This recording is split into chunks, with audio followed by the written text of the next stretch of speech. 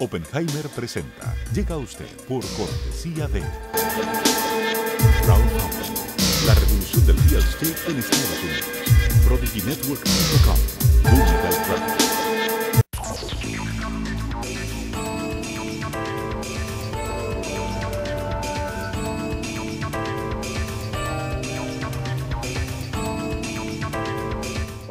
¿Cómo les va? Soy Andrés Oppenheimer. Gracias por estar con nosotros en toda América Latina y Estados Unidos. Hace pocos días, un organismo de las Naciones Unidas lanzó una campaña dirigida a las mujeres latinoamericanas llamada Exige Igualdad. Es para reducir la brecha de salarios entre hombres y mujeres. Según los últimos estudios, los hombres a nivel mundial ganan o ganamos entre el 10 y el 30% más que las mujeres. Y en América Latina, la brecha es del 30% y más. Pero lo más interesante o lo más preocupante es que, contrariamente a lo que muchos pensábamos, la tendencia no es hacia una mayor igualdad de salarios entre hombres y mujeres. Al contrario, los nuevos estudios de la ONU y del Banco Mundial muestran que después de 2 o 3 décadas de grandes progresos, en los últimos 2 años la brecha salarial entre hombres y mujeres se ha agrandado en muchos de nuestros países. ¿Qué está pasando? ¿Cómo puede ser que teniendo tantas mujeres presidentas en Argentina, en Brasil, en Chile, en varios otros países, las mujeres estén sufriendo lo que la ONU llama un retroceso en América Latina? ¿Cómo se explica eso? Se lo vamos a preguntar a Alicia Bárcena, la secretaria ejecutiva de la CEPAL, la Comisión Económica para América Latina de las Naciones Unidas, la organización que acaba de lanzar esta campaña llamada Exige Igualdad. Y más tarde en el programa vamos a hablar sobre las elecciones del 12 de octubre en Bolivia. Y vamos a analizar si el presidente Evo Morales lleva las de ganar porque es tan popular o porque el proceso electoral es una farsa. Bueno, empecemos con la campaña Exige Igualdad para las Mujeres. Vamos a escuchar lo que nos dijo pocos días atrás Alicia Bárcena y luego lo vamos a analizar con Ana María Muñoz Budet, una de las máximas especialistas del Banco Mundial en temas de género. Veamos la entrevista.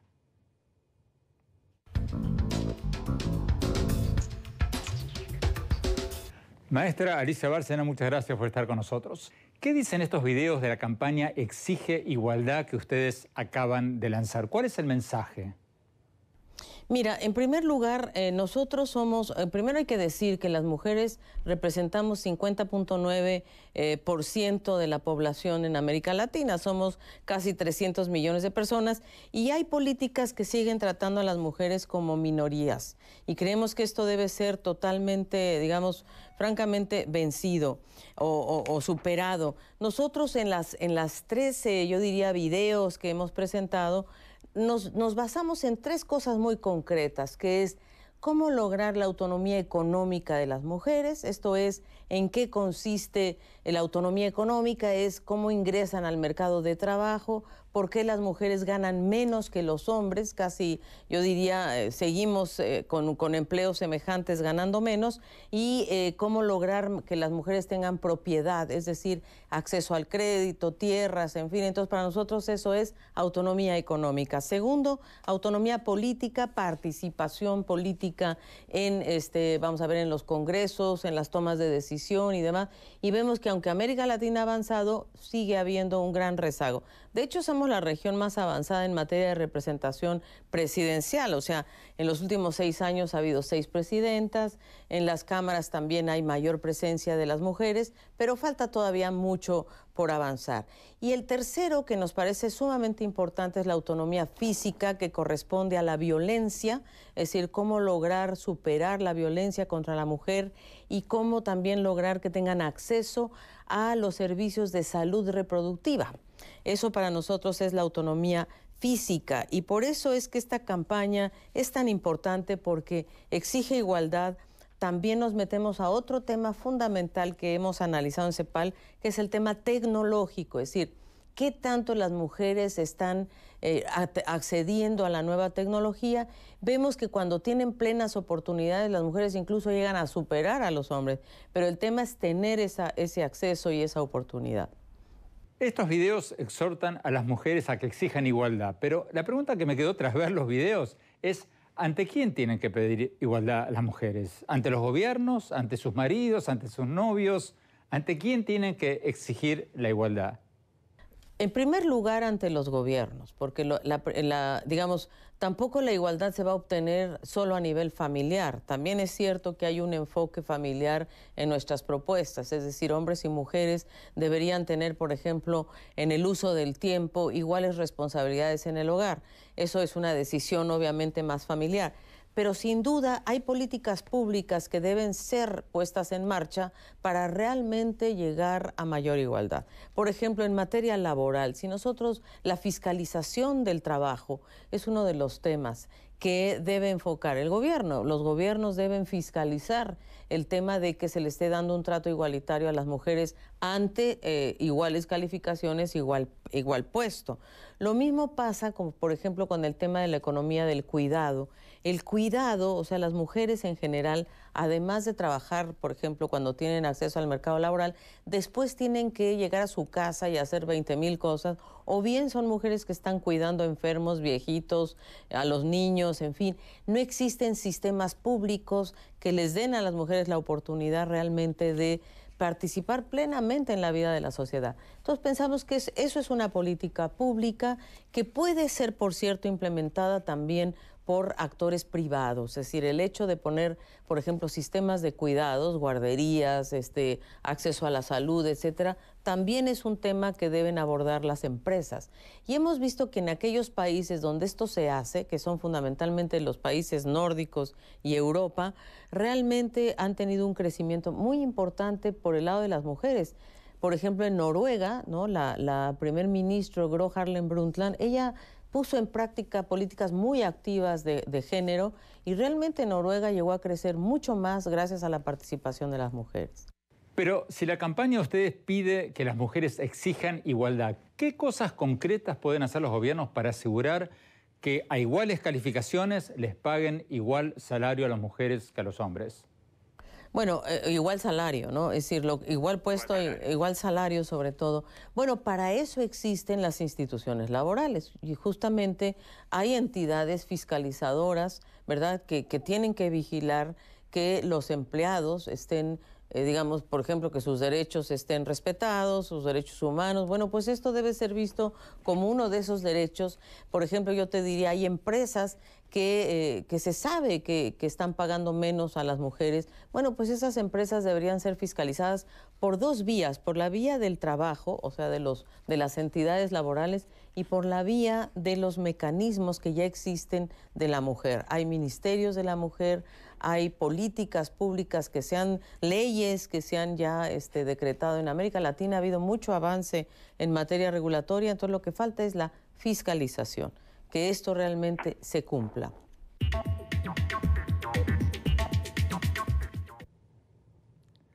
Vamos a Washington. Ana María Muñoz, gracias por estar con nosotros. Ana María, la doctora Bárcenas nos hablaba de la necesidad de fiscalizar el pago equitativo a hombres y mujeres en las empresas. Pero ¿cómo funciona eso? ¿Qué hacen los países como Suecia, como Finlandia, como Noruega, que están más avanzados en la igualdad de género? ¿Mandan inspectores a las empresas para ver cuánto ganan los hombres y cuánto ganan las mujeres? ¿O qué hacen?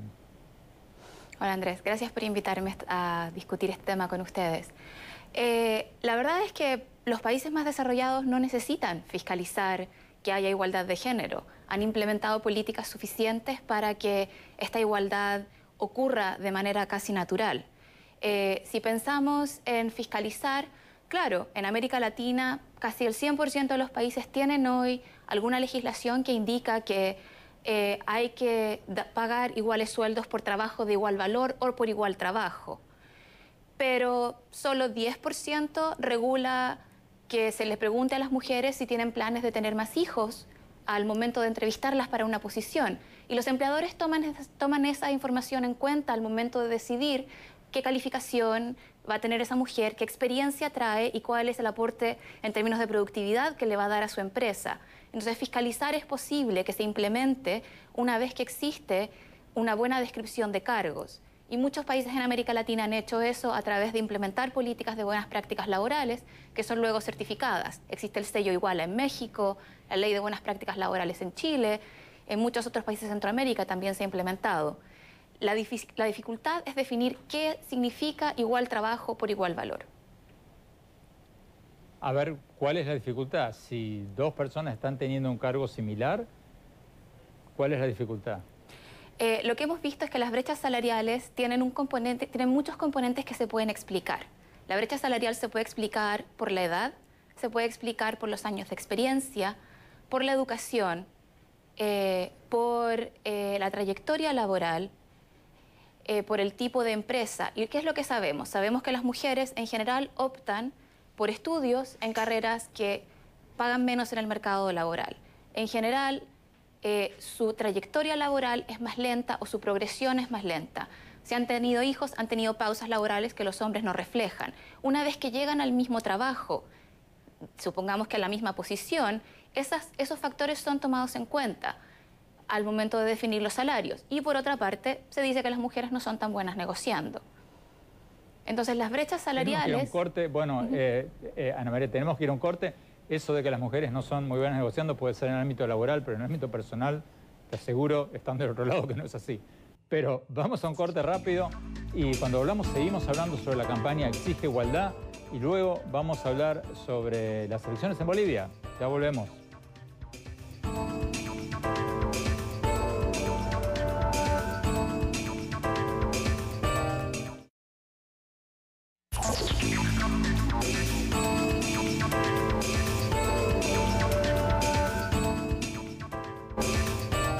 Muchas gracias por seguir con nosotros en este programa sobre la campaña llamada Exige Igualdad para las mujeres, para demandar una mayor igualdad salarial y de otros tipos entre hombres y mujeres. Sigamos la entrevista con Alicia Bárcena, la secretaria ejecutiva de la CEPAL, la agencia de las Naciones Unidas que acaba de lanzar esta campaña. Veamos.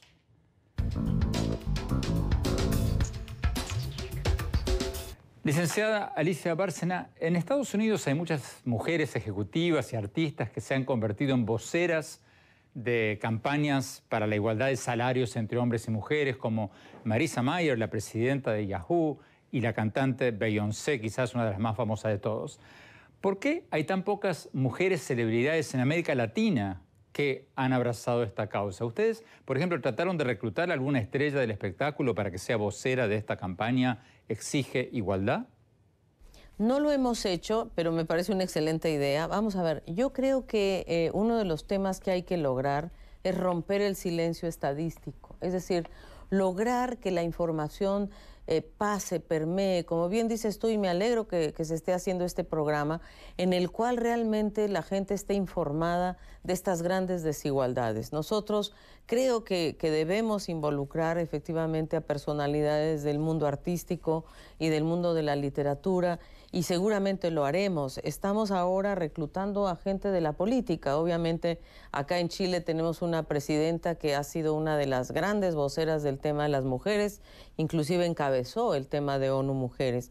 Y creo que lo más importante es lograr que la información le llegue a la gente y que la gente sepa que realmente la gran cantidad de mujeres en la región que no tienen ingresos propios, por ejemplo, o que ganan menos ante puestos semejantes, es muy grande. Por ejemplo, en las zonas urbanas hay más de 30% de las mujeres que no tienen ningún tipo de ingreso, y en las zonas rurales casi 41%. Contra los hombres, que son de 12%, por ejemplo, en las zonas urbanas y 14% en las zonas rurales. Entonces, estamos hablando casi de, vamos a ver, 30 veces más mujeres no tienen ingresos propios. Entonces, yo creo que eso es uno de los temas que debemos abordar, y como te decía también, cómo lograr que el trabajo no remunerado sea también bien compensado al final de la vida, sobre todo, digamos, en los gobiernos ha habido ya políticas claras que dan pensiones universales a las mujeres, aunque no hayan tenido un trabajo remunerado durante su vida. Entonces, pero reconozco tu punto, creo que es un punto muy importante de lograr que voceras mujeres participen en esta campaña, y creo que lo vamos a hacer.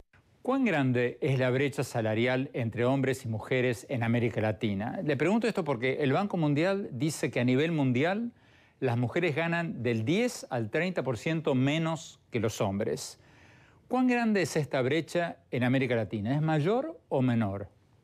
Mira, nosotros en los estudios que hemos hecho hemos visto que a veces mujeres con 13 años y más de estudio ganan hasta 37 unidades monetarias menos que las de los 100 que ganan los hombres, o sea, 37 veces menos. Entonces, y a nivel regional, esta relación es más o menos $79 gana una mujer con respecto a $100 que gana un hombre, digamos. Eso es más o menos como se refleja esto. Entonces, estamos hablando de un promedio o sea, 37 unidades versus 100, pues más o menos 37%, 30-37%, menos. ¿Qué respondes al argumento de que una mujer puede pedir toda la igualdad que quiera, pero si el Estado no le ofrece educación, métodos de control de natalidad para que no tenga 10 hijos y no le ofrece guarderías infantiles, por ejemplo, nunca va a poder lograr igualdad de oportunidades con los hombres? ¿Qué dices ante ese argumento? Bueno, precisamente nosotros en la propuesta que hacemos es que justamente haya, digamos, yo diría políticas claras, explícitas de igualdad de género, en donde hombres y mujeres tengan los mismos derechos en primer lugar y en segundo lugar, y a eso nosotros le llamamos igualdad plena de ciudadanía, o sea, realmente desde que nacen tengan los mismos derechos, niñas y niños puedan ir a la escuela, a la primaria, al kinder, a la escuela primaria, secundaria, terciaria. En nuestra región tenemos unos datos muy interesantes porque las mujeres han logrado mejor preparación que los hombres. Es decir, las mujeres han completado la primaria, han completado la secundaria en mayor proporción que los hombres, están mejor preparadas, pero a la hora de asociarse al mercado laboral es donde viene la diferenciación.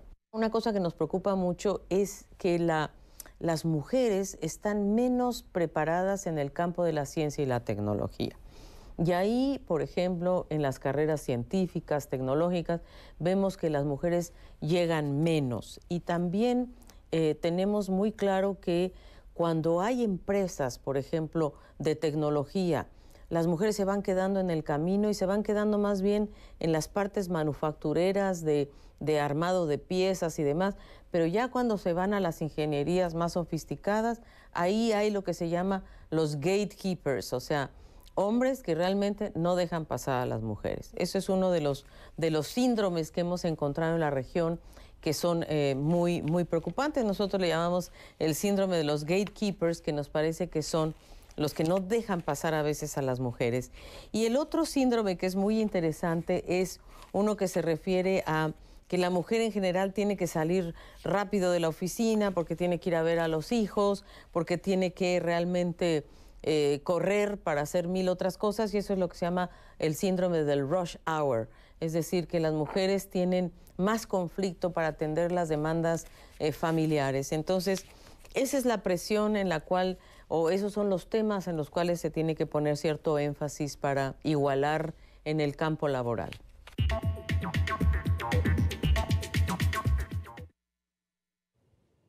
Vamos a Washington. Ana María Muñoz, según los estudios de ustedes del Banco Mundial, ¿cuán grande es la brecha salarial entre hombres y mujeres en América Latina y cómo estamos comparados con otras regiones del mundo?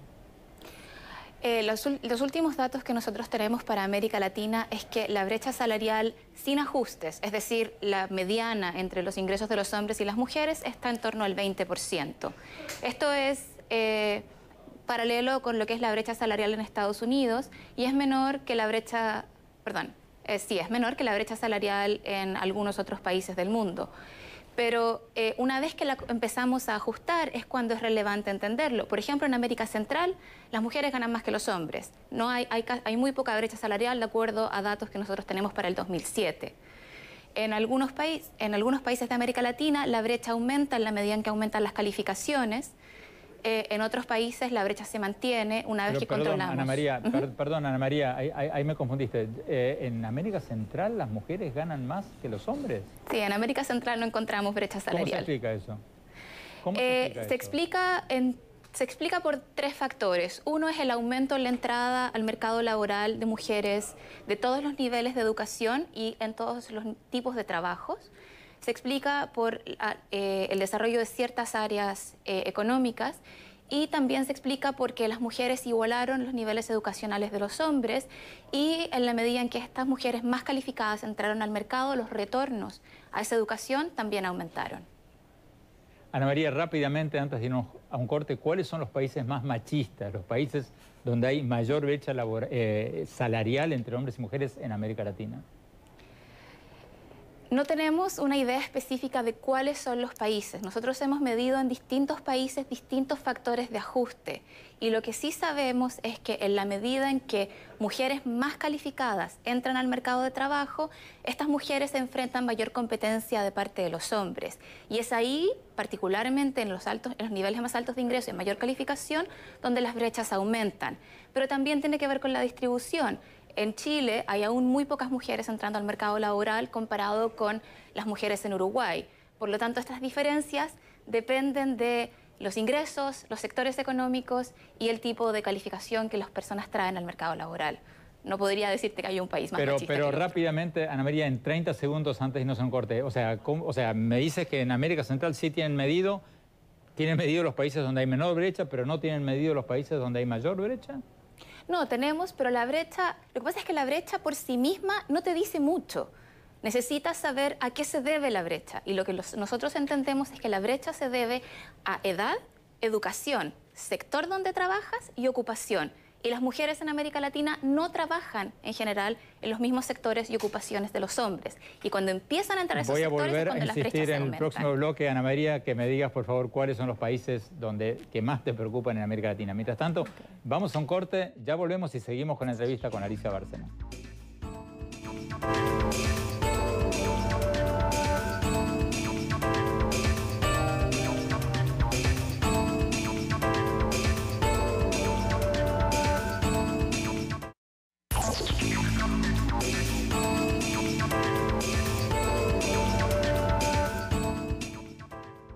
Muchas gracias por seguir con nosotros en este programa sobre la campaña llamada Exige Igualdad, para exigir una mayor igualdad salarial y de varios otros tipos entre los hombres y las mujeres.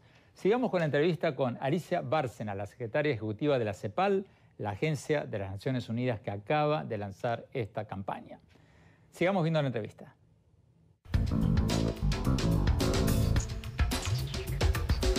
Usted hablaba sobre los progresos realizados por las mujeres en América Latina, pero me llamó la atención este reciente informe del Banco Mundial que dice que en países como Chile, Brasil, México y Perú, las mujeres cobran de 10 al 30% menos que los hombres. Y esto, lo que viene ahora es lo más importante, que la brecha se sigue ampliando en estos países.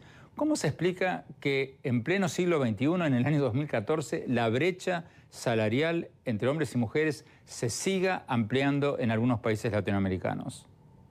Bueno, justamente para nosotros eso es un tema muy importante que estamos analizando en este informe que vamos a presentar en noviembre y que con gusto lo compartimos contigo, en donde estamos analizando, ya va a salir la última edición, estamos analizando justamente por qué se producen estos retrocesos. Y esos retrocesos muchas veces se producen primero porque el mercado laboral favorece más a los hombres que a las mujeres. La verdad que hay empleadores que prefieren, primero que nada, contratar hombres porque dicen, bueno, los hombres no se embarazan, no se van, no tienen postnatal, no tienen no sé qué. Segundo, también le pagan menos a las mujeres por el fenómeno que te decía también de que la mujer a veces pues tiene que salir o tiene que ir a ver a los hijos durante el día o amamantar o irse más temprano. Entonces, con cargo a eso, le pagan menos. Pero yo creo que hay mecanismos para visualizar esto y eso se da fundamentalmente en el mercado informal. Justamente yo diría que la igualdad de género, la igualdad laboral, tiene que ir de la mano de la formalización, porque solo así puedes realmente vigilar con mayor cuidado este tipo de inequidades y desigualdades que se dan en el mercado laboral. Hay que hacerlo como se hizo, por ejemplo, en el empleo infantil, lo mismo hay que hacer, digamos, hay que poner realmente manos a la obra para evitar que las mujeres sean discriminadas salarialmente, laboralmente. Creo que en el caso de Chile y Perú hubo un cierto retroceso en los años pasados. Creo que ahora, por ejemplo, en el caso de Chile, sin duda, con el liderazgo de Michelle Bachelet, esto no creo que aumente, por el contrario, yo creo que va a disminuir. Y en el caso peruano, nosotros estamos trabajando muy cercanamente con las autoridades de Perú, especialmente, justamente con la candidata a ser primer ministro, la señora Jara, que ella era la ministra de la Mujer, después fue la del Trabajo, y justamente en Perú este es un diálogo muy vigente hoy día que estamos llevando adelante. En el caso brasileño, también ha sido un país muy activo en materia de igualdad de género, pero nuevamente lo que hay que buscar es que esto sea equitativo, no solo en el sector público vía el gobierno, sino también en las empresas. Y yo creo que son los empresarios también los que tienen que jugarse en esta trayectoria de igualdad.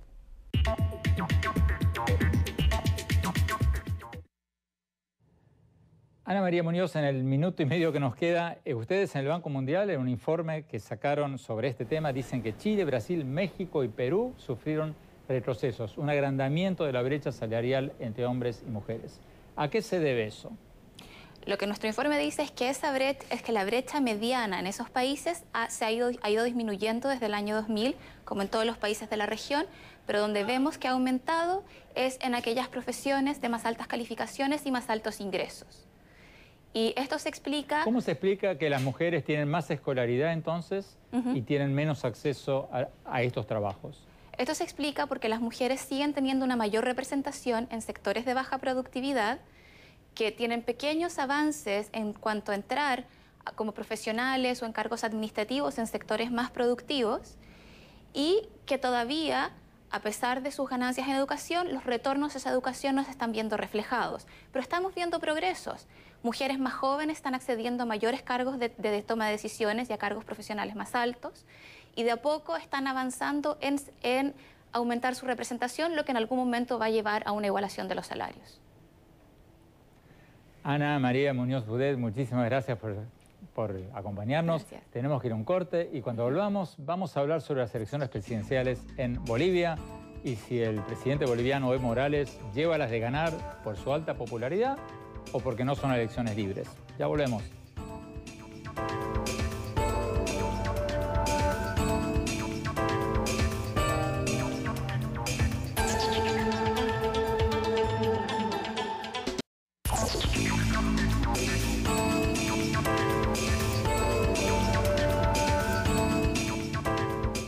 Muchas gracias por seguir con nosotros. Vamos a dedicar lo que nos queda del programa a hablar sobre las elecciones del 12 de octubre en Bolivia, donde el presidente Evo Morales es citado por todos los medios como el ganador casi seguro de la elección. El presidente Evo Morales lidera las encuestas con un 56% del voto, seguido por el candidato opositor Samuel Doria Medina con el 17%. Pero ¿Evo Morales lidera por tan amplio margen porque es tan popular o porque su gobierno ha censurado, reprimido a la oposición y los opositores pelean con las manos atadas? Se lo vamos a preguntar al candidato opositor Samuel Doria Medina, un acaudalado empresario que compite por tercera vez por la presidencia boliviana. Vamos a ver lo que nos dijo, luego lo vamos a tener a Carlos Sánchez Berzaín, dirigente del Movimiento Nacionalista Revolucionario, ex ministro de la Presidencia, de Gobierno y de Defensa de Bolivia y actual exiliado político. Quisiéramos agregar que hemos invitado al presidente Evo Morales, hemos escrito a la Presidencia, a la Secretaría de Gobernación, a la Secretaría de Información, no hemos tenido una respuesta favorable. Presidente Morales, quisiera reiterarle por este medio nuestra invitación. Hace unos años, usted quizás lo recuerde, me acerqué a usted en una cena durante una cumbre de presidentes, creo que fue una cumbre en Cartagena, en Colombia, y le pedí que nos concediera una entrevista. Usted me dijo que sí, pero que solo lo haría si lo dejamos hablar. Yo le dije que con todo gusto le doy toda la hora del programa, pero no para que hable solo. Quizás a usted le gustan los periodistas que se limitan a sostener el micrófono, pero yo no soy uno de ellos. Me gustaría invitarlo nuevamente, con el mayor de los respetos, dejarlo hablar, pero también pedirle con todo respeto que conteste nuestras preguntas, porque para eso son las entrevistas, presidente. Para lo otro están los discursos.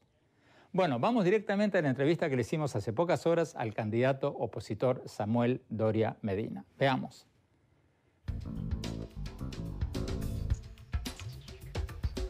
Candidato Samuel Doria Medina, muchas gracias por estar con nosotros.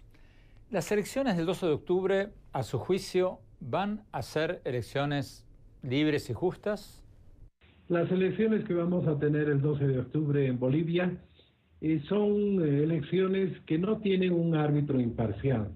Se ha nombrado a un tribunal electoral que se parcializa con el candidato oficial. El candidato oficial está gastando millones de dólares de recursos de todos los bolivianos en campaña electoral y claramente se pone una serie de objeciones a los candidatos que no son del gobierno, pero se permite que haga publicidad el candidato oficialista, el candidato presidente.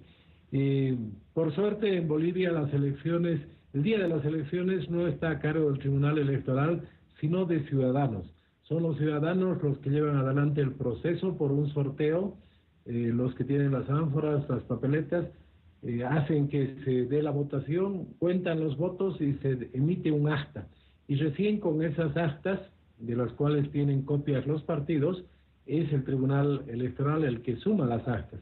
Entonces no pueden hacer fraude el día de la elección, si tenemos representantes en todas las mesas, pero sí están cometiendo muchas irregularidades en el proceso previo. Entonces, usted dice que el proceso va a ser injusto, pero el conteo va a ser justo. Efectivamente, el proceso es con un árbitro que es partidario del propio gobierno, pero el proceso de votación y el conteo no lo realiza el Tribunal Electoral, sino lo realizan los ciudadanos que por sorteo se eligen como los jurados electorales. Y una vez que se suman los votos, todos los partidos tenemos una copia del acta, entonces no pueden hacer fraude el día de la elección. Pero en el siglo XXI parece que el fraude se lo hace en el proceso previo. Ellos son los únicos que pueden utilizar los medios de comunicación, ellos son los únicos que pueden poner publicidad en las calles y no nos permiten a los candidatos que no somos del gobierno.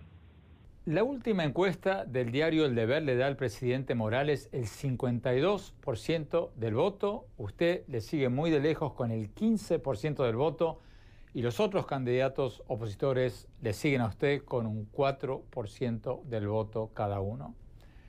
¿Cómo explica usted que el presidente Morales esté tan alto en las encuestas? A ver, si es el único que puede hacer publicidad, todos los candidatos vamos a poder hacer publicidad un mes antes de la elección durante 27 días. En cambio, el presidente está haciendo publicidad.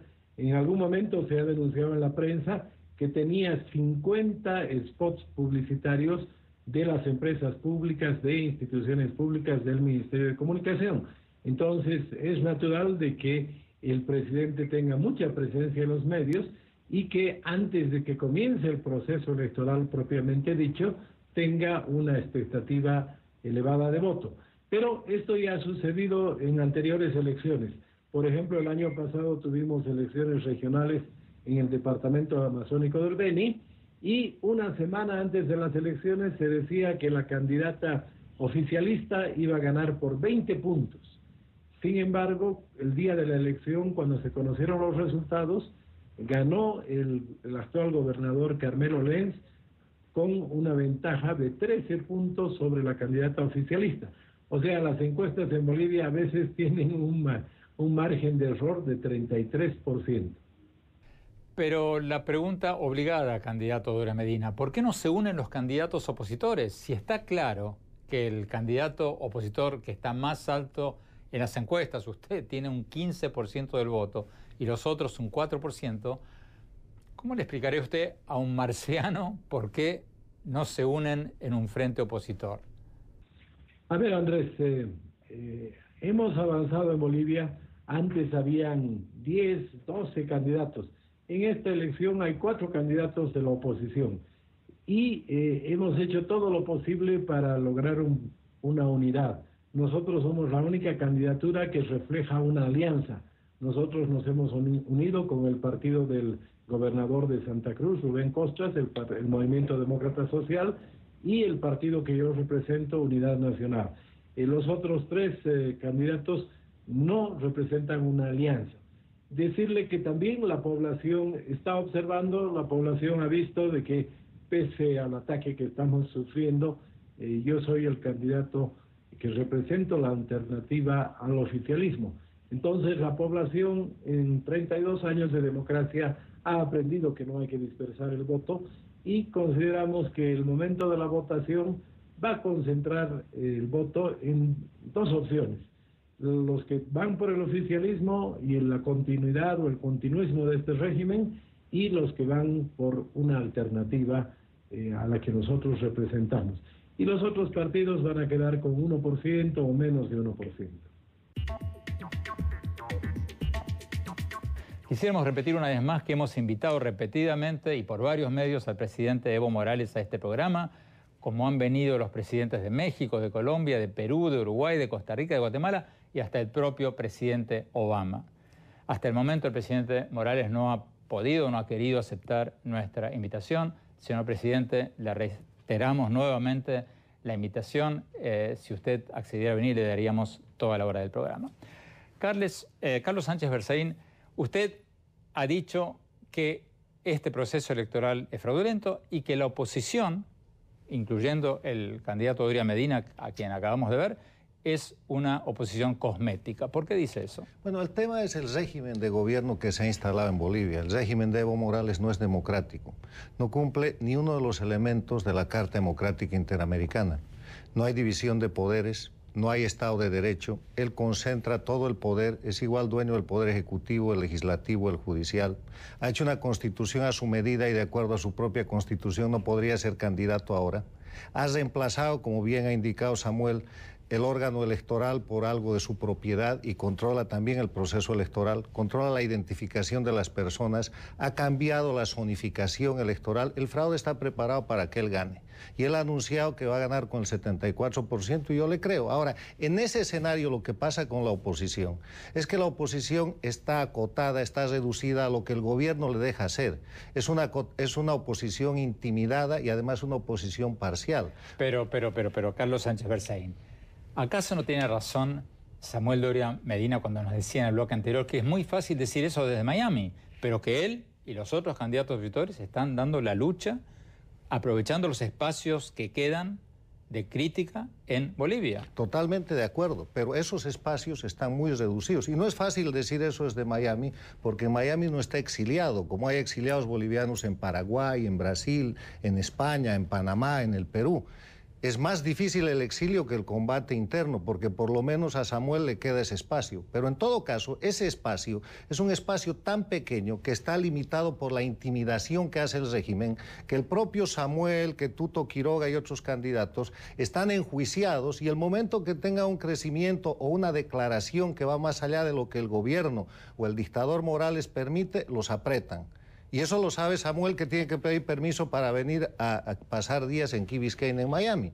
Entonces, esa es una dinámica en la cual el opositor Carlos Sánchez termina... Berzaín, si tenemos un gobierno fuerte, llamémoslo como lo llamemos, ¿cómo puede ser que ustedes, los opositores, se estén tirando unos contra otros en lugar de unirse, que es la única manera que podrían tener cierto impacto sobre Bolivia? Mi tesis es la unidad de la oposición. Yo he sido acusado por el gobierno de Evo Morales de conspirar desde el exilio para unir a la oposición. Y el planteamiento de la unión de la oposición no es una unidad basada en la ideología, es una unidad basada en la necesidad de recuperar la democracia en Bolivia, para después las partes 30 segundos que nos quedan, Carlos Sánchez Berzaín. Si usted está en contra de la oposición o dice que esta oposición es funcional al régimen, ¿qué propone? Está intimidada, tienen que hacer lo que puedan y tienen que cuidarse. No la estoy criticando, estoy diciendo que está excesivamente limitada. Y en esa limitación terminan defendiendo intereses particulares y no la democracia.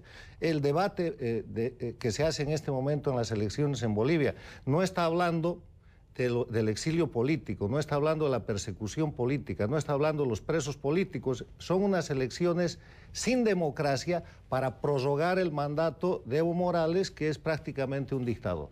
Y lo que está haciendo la oposición está muy bien hecho, pero está limitada. No lo van a dejar a Samuel, ni a Tuto, ni a nadie tener más del 15%. Tenemos que ir a un corte. Muchas gracias, Carlos Sánchez Bracerín. Tenemos que ir a un corte y mi opinión sobre las elecciones en Bolivia. Ya volvemos.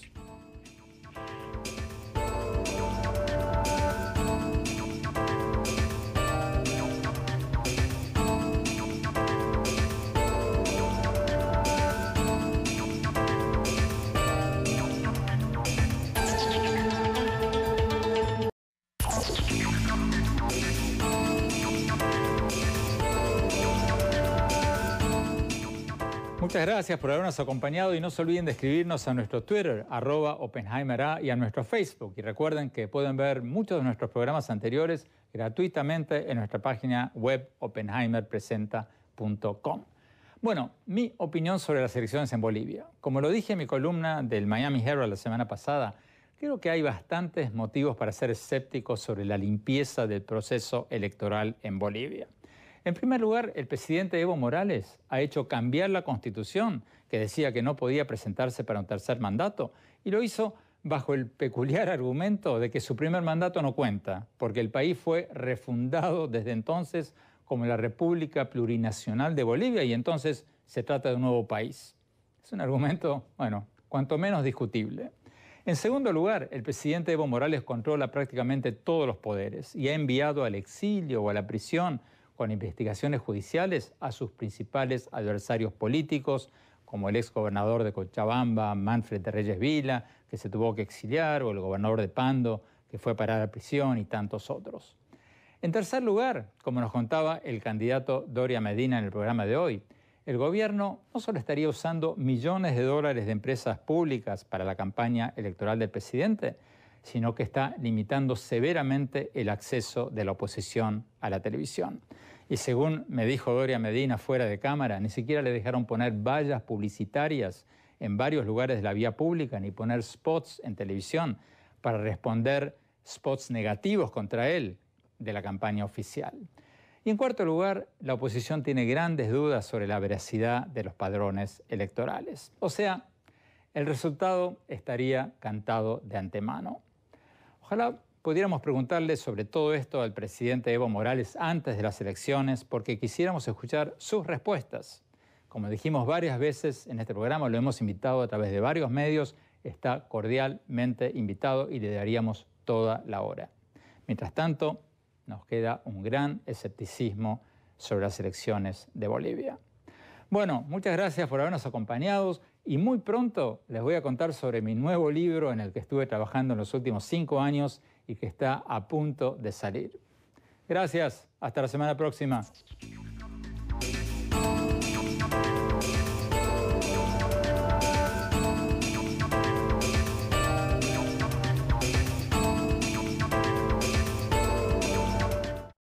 Oppenheimer presenta. Llega a usted por cortesía de crowdfunding, la revolución del real estate en Estados Unidos.